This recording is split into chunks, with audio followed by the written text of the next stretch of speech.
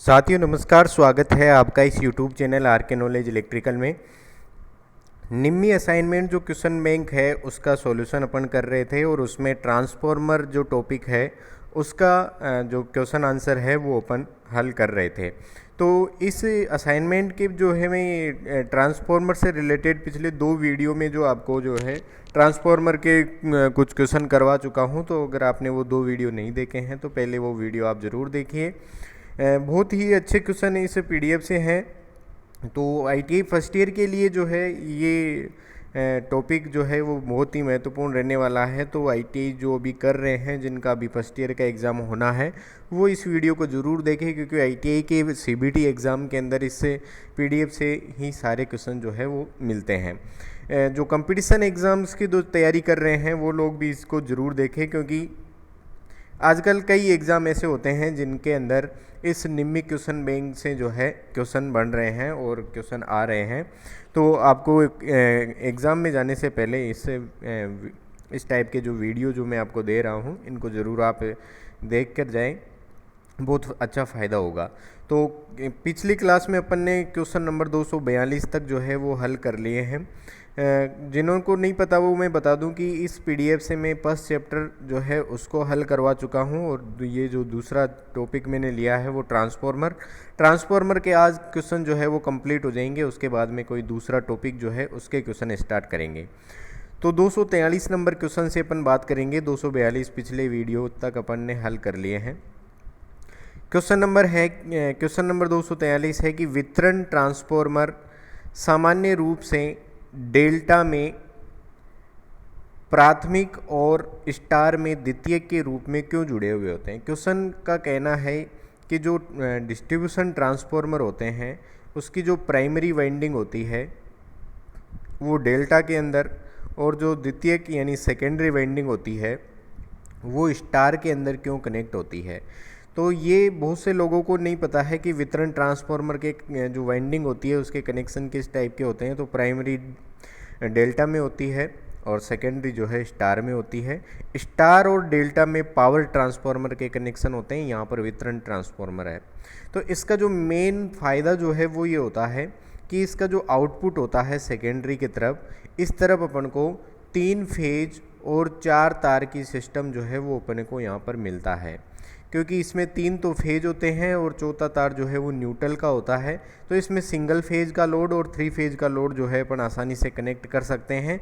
इसलिए ये वितरण ट्रांसफॉर्मर जो होते हैं उसके कनेक्शन अपन इस टाइप से करते हैं। तो ऑप्शन नंबर डी इस क्वेश्चन का राइट आंसर रहने वाला है।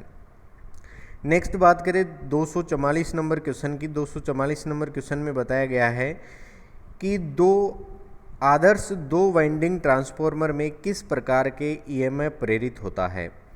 दो आइडियल ट्रांसफॉर्मर है 2 वाइंडिंग के, उसमें जो ईएमएफ होता है वो किस प्रकार का ईएमएफ उत्पन्न होता है। तो ट्रांसफॉर्मर है तो ट्रांसफॉर्मर में म्यूचुअल इंडक्टेंस के कारण ये ईएमएफ उत्पन्न होता है, तो ऑप्शन नंबर बी आ जाएगा।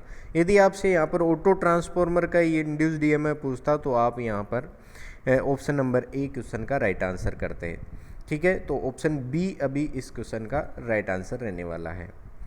नेक्स्ट चलते हैं। नेक्स्ट 245 नंबर क्वेश्चन, बहुत आसान क्वेश्चन है इस पीडीएफ के, तो आप ज़रूर इनको देखिए।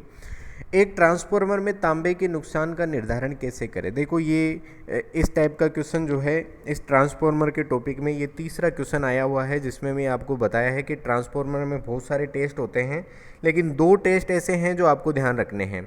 एक होता है ओपन सर्किट टेस्ट, एक होता है short circuit test. Open circuit जो है वो आयरन लॉस को पता करने के लिए होता है, और शॉर्ट सर्किट जो है वो अपने कॉपर लॉस को पता करने के लिए किया जाने वाला टेस्ट होता है। तो ऑप्शन नंबर सी इस क्वेश्चन का राइट आंसर रहने वाला है कि शॉर्ट सर्किट टेस्ट से अपन कॉपर लॉस को पता करते हैं।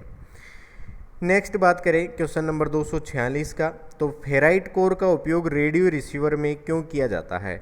देखो फेराइट कोर जो है वो हाई फ्रिक्वेंसी वाले ट्रांसफॉर्मर में करते हैं, और फेराइट कोर एक विशेष प्रकार का मटेरियल होता है, लोहे से निर्मित होता है, जिसमें कार्बन की मात्रा भी होती है। तो इस टाइप का ये कोर होता है जिसके अंदर कम से कम जो हानियाँ होती है वो कम होती है, और कोर के अंदर जो हानि होती है वो अपने आयरन लॉस होते हैं और आयरन लॉस जो है वो कांस्टेंट लॉस की श्रेणी में आते हैं। तो इस क्वेश्चन का जो राइट आंसर रहने वाला है वो ऑप्शन नंबर ए रहेगा कि जो रिड्यूस टू कांस्टेंट लॉस यानी नियत हानियों को कम करने के लिए अपन फेराइट कोर का उपयोग करते हैं रिसीवर के अंदर। नेक्स्ट बात करें यहाँ पर 247 नंबर क्वेश्चन की कि बड़े ट्रांसफॉर्मर में चरणबद्ध कोर व्यवस्था का क्या फ़ायदा है। ये देखिए एक तरीके से क्वेश्चन रिपीट हो गया है, अगर आपने इन 2 वीडियो को लास्ट में देखा है तो आपको पता चलेगा। इसमें पिछले क्वेश्चन में ये पूछा गया था कि तांबे का जो नुकसान होता है उसको कम करने के लिए किसका प्रयोग करते हैं, कोर को कैसा डिज़ाइन करते हैं। तो स्टेप के अंदर वहाँ पर कोर को अरेंजमेंट करते हैं। यहाँ पर पूछा गया कि स्टेप के अंदर कोर को अरेंजमेंट करते हैं तो क्या उसका फ़ायदा क्या है। तो उसमें आंसर अपने आ जाएगा कि तांबे के उपयोग को कम करने के लिए अपन ऐसा करते हैं, यानी कॉपर लॉस कम से कम हो या कॉपर कम यूज हो, वहाँ पर अपन जो है यहाँ पर स्टेप के अंदर कोर को अरेंजमेंट करते हैं।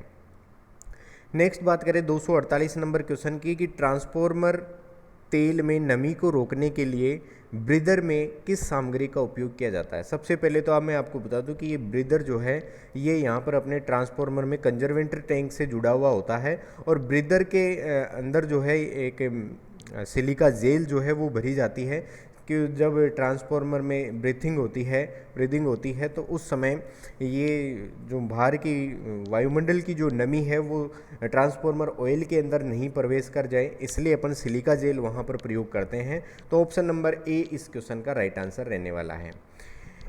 बात करें 249 नंबर क्वेश्चन की कि ऑटो ट्रांसफॉर्मर का नुकसान क्या होता है। ऑटो ट्रांसफॉर्मर एक वाइंडिंग वाला ही ट्रांसफॉर्मर होता है जो मोस्टली सिंगल फेज का ही होता है। तो इसका जो नुकसान है वो क्या होता है। तो ऑप्शन पढ़ते हैं अपन। ऑप्शन ए में लिखा हुआ है कि इसमें हानियाँ अधिक होती है। देखो हानियाँ अधिक नहीं होगी क्योंकि वाइंडिंग एक है तो कॉपर लॉस जो है इसमें कम रहने वाला है। वजन में भारी होते हैं। देखो वजन में भारी नहीं होंगे क्योंकि वाइंडिंग ही एक ही है, तो 2 वाइंडिंग वाले से ये वजन में भारी नहीं होने वाले हैं। खराब वोल्टेज रेगुलेशन इनका खराब नहीं होता है, बहुत अच्छा होता है। तो ऑप्शन नंबर डी इस क्वेश्चन का राइट आंसर अपना रहने वाला है। और डी इस के अंदर लिखा हुआ है कि द्वितीयक वाइंडिंग को अलग नहीं कर सकते क्योंकि प्राइमरी में इसमें क्या होता है। मैं अगर आपको इसको डिटेल से अगर एक्सप्लेन करना चाहूँ कि इसके अंदर एक ही वाइंडिंग होती है इस टाइप से और इसके अंदर यहाँ पर सप्लाई दी जाती है, तो इसके कुछ हिस्से को ही जो है यहाँ पर सेकेंडरी की तरह और एक कुछ हिस्से को जो है यहाँ पर प्राइमरी की तरह प्रयोग किया जाता है। यानी एक वाइंडिंग वाला ये ट्रांसफॉर्मर होता है, तो इसमें जो सेकेंडरी वाइंडिंग होती है उसको अपन अलग नहीं कर सकते। और इसके अंदर जो इंड्यूस्ड ईएमएफ होता है वो सेल्फ इंड्यूस्ड इंडक्शन के कारण उत्पन्न होता है, सेल्फ इंड्यूस्ड ईएमएफ होता है। तो अभी क्वेश्चन का राइट आंसर जो रहने वाला है अपना वो रहेगा ऑप्शन नंबर डी कि द्वितीयक वाइंडिंग को यहाँ पर अलग नहीं कर सकते। क्वेश्चन नंबर 250 है कि पोल समायोजित वितरण ट्रांसफॉर्मर में किस शीतलन विधि का उपयोग करते हैं।